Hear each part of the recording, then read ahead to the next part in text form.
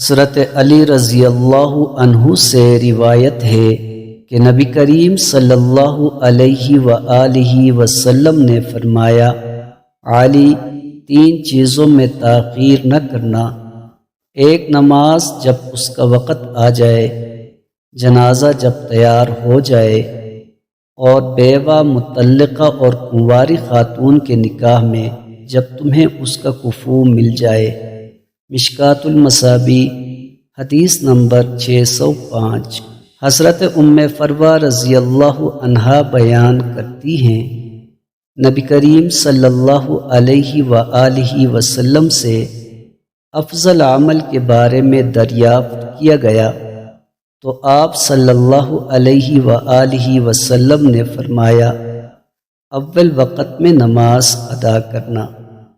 مشکوٰۃ المصابیح حدیث نمبر 607۔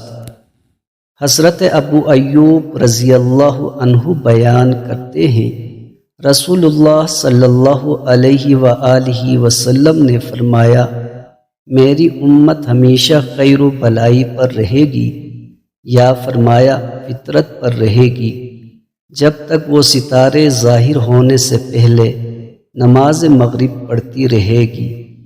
مشکوٰۃ المصابیح حدیث نمبر 609۔ حضرت معاذ بن جبل رضی اللہ عنہ بیان کرتے ہیں، رسول اللہ صلی اللہ علیہ وآلہ وسلم نے فرمایا، اس نماز یعنی عشاء کو دیر سے پڑھو، کیونکہ اس کی وجہ سے تمہیں دیگر امتوں پر فضیلت دی گئی ہے، تم سے پہلے کسی امت نے یہ نماز نہیں پڑھی۔